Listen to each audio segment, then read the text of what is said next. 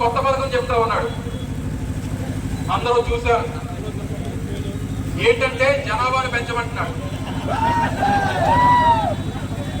జనాభా పెంచండి, అదే పని మీద ఉండండి అని చెప్తున్నాడు. ఏంటి అని అడిగాం.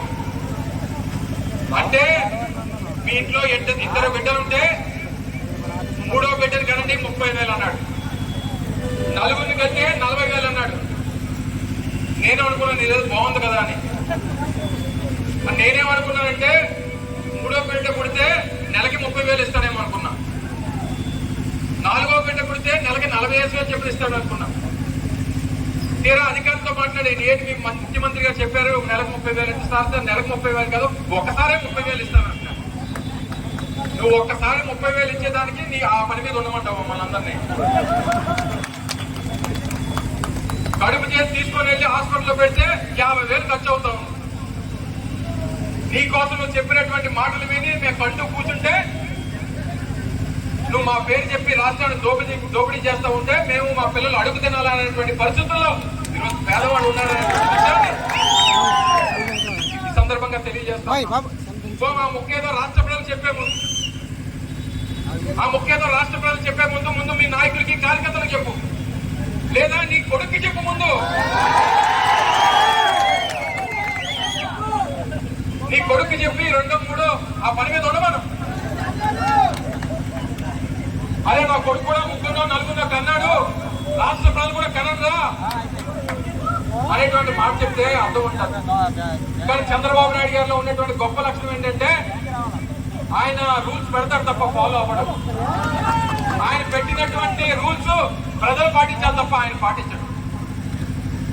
ఆయన కూడా భయం ఉంది. ఆయన ఎంత జాగ్రత్త పడుతుంటే 81 ఆయన పెళ్లి అయితే 82లో ఈ మొద్దు పుడితే ఆయనకి అప్పటికీ తెలుసు మళ్ళీ రెండో కాన్కి వెళ్తే ఎక్కడ ఆడపిల్ల పుడుతుందో, మళ్ళీ వచ్చేటువంటి అల్లుడు నాలా ఎక్కడ వెన్నుపడి కొడుతారంటో రెండో వాళ్ళ కొడుకు కూడా అని చెప్పాడు. అరే దేవుడి దేవాల నీ కొడుకు పుట్టాడు, మళ్ళీ పొరపాటు ఇంకొక దానికి వెళ్ళామనుకో, మళ్ళీ ఆడపిల్ల పుట్టిందనుకో, ఆ వచ్చినటువంటి పాపం నా తండ్రి చేసినటువంటి పాపం నీకెక్కడ చుట్టుకుంటాదో నువ్వు కాకు, మళ్ళీ ఏ ఆడపిల్ల వచ్చావు మళ్ళీ నీ అల్లుడు వస్తే నీకు వెనుపోటు కొడుస్తాడు. ఇన్ని వెనుపోటు చరిత్ర పెట్టుకొని మమ్మల్ని గొడ్డల పార్టీ అంటాం. మంది గొడ్డలట, ఆయన నాగలట. ఏ ఒక్క రోజున రైతుల గురించి ఆలోచించినటువంటి దాఖలాలు ఎప్పుడైనా ఉన్నాయా? మన 5 సంవత్సరాల్లో ఎప్పుడైనా యూరియా కోసం లైన్లు పడి రైతులు నిలబడినటువంటి సందర్భాలు మన 5 ఏళ్లలో ఉన్నాయా? మరి 2 సంవత్సరాల నుంచి యూరియా కోసం రోడ్ల మీద బారులు తీరేటువంటి పరిస్థితులు ఈ రోజు రాష్ట్రంలో రైతాంగం నాగల పార్టీగా.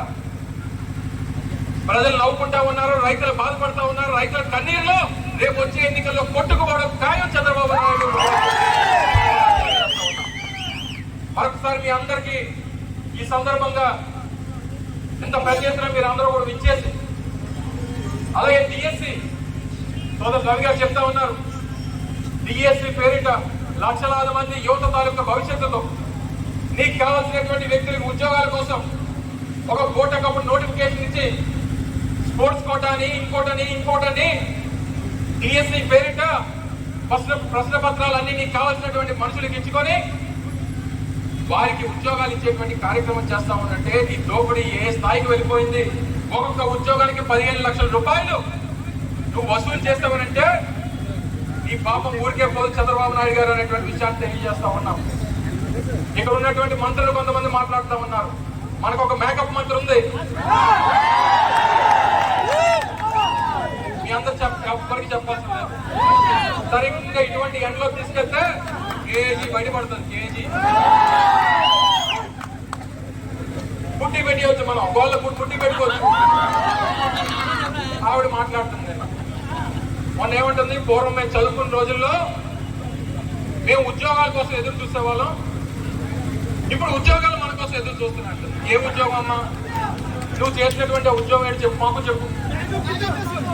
నువ్వు చేసిన ఉద్యోగాలు మా వాళ్ళు చేయలేరులే, మా వాళ్ళకి చేత కాదు, మా ఊర్లో మైకి అంతకన్నా చేత కాదు.